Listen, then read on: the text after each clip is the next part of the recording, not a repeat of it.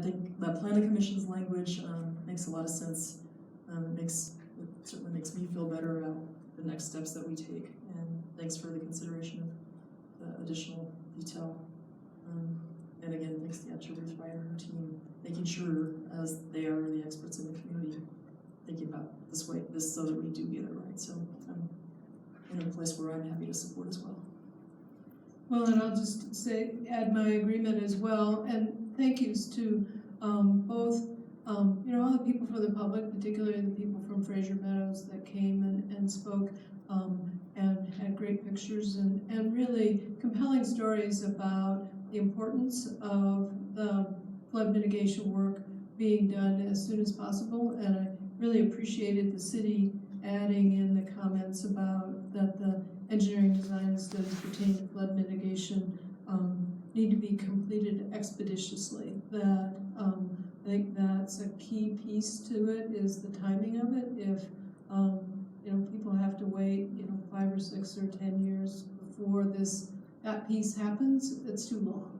And so I think that's really important, the timing of it. And I really appreciated the adding of the guiding principles to, that's something totally out of the box. It's not really what we were talking about when we were first talking, and we were talking about these limited land use map changes. And now we really have a document, I think, that's been created with iterative input from all bodies and big chunks of the community to be able to come up and see you as a great partner, as Cindy said, in developing the guiding principles that everyone can live with going forward, and will know that we know what we're all talking about now. And so thanks again, kudos to staff. I know you went back and forth many times on those documents, and so I think that it feels like, yes, I think we're in a very good place with this, and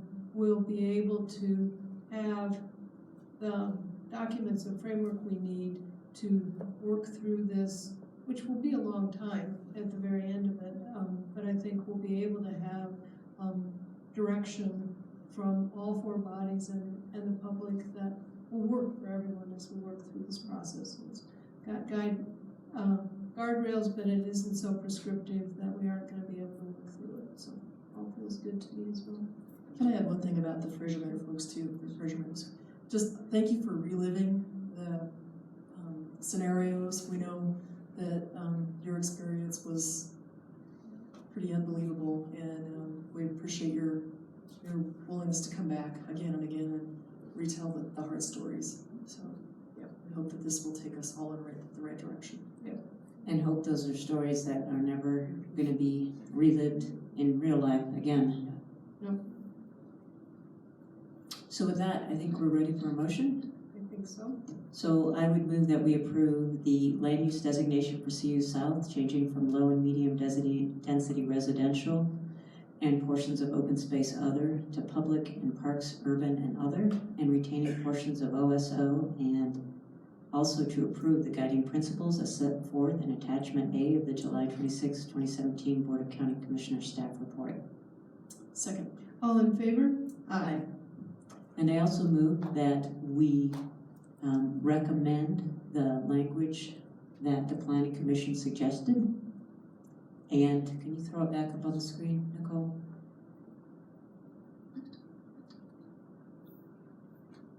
Which is that's all right, I can say it. Recommendation for the city to work with county staff in developing best practices that go above and beyond federal and state standards to reduce risk to life, health, and economic impacts downstream from the proposed flood mitigation, given the continued risk from climate change. And that we add to that, ensure the mitigation facility is designed at a minimum in accordance with state engineers' rules and regulations for dam safety and dam construction. For this flood mitigation project, the design rules may require the maximum probable flood criterion, MPF, to help protect the dam from a catastrophic failure. Second. All in favor? Aye. Thank you. Now we can have do you have any questions about the comp plan at this point? I don't have any questions. I think we have been through it so many times with a great result, I think, at the end, with the wording changes and the addition of the county in places where it needed to be, and it feels like it's really in a great place. And I would agree. I appreciate the responsiveness for including pretty much all of our comments that we had in terms of recommended changes.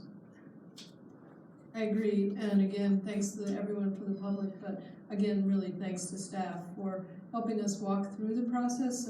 We obviously had multiple meetings, but then the multiple opportunities for able to give input, I think that was well received by all. So. Great.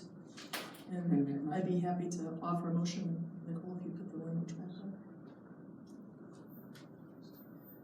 So I move that we approve the 2015 update to the Boulder Valley Comprehensive Plan as set forth in the June 15, 2017 BVCP adoption draft, which is attachment C of the July 26, 2017 Board of County Commissioners staff report, with minor amendments from the Board of Commissioners and Planning Commission, attachment B of the July 26, 2017 Board of Commissioners staff report, and amendments to the policy 1.05 and the definition of parks, urban, and other PK-U, attachment A of the July 26, 2017 Board of County Commissioners staff report. Second. All in favor? Aye. Thanks to everybody. Okay, on to the IGA. Any questions about the IGA? I actually was just curious in terms of the planning reserve process and pre-process. I just want to make sure I understood how many city council votes happen in that process. Is there a vote on the pre-process? Or is that just initiated and completed by staff without council weighing in?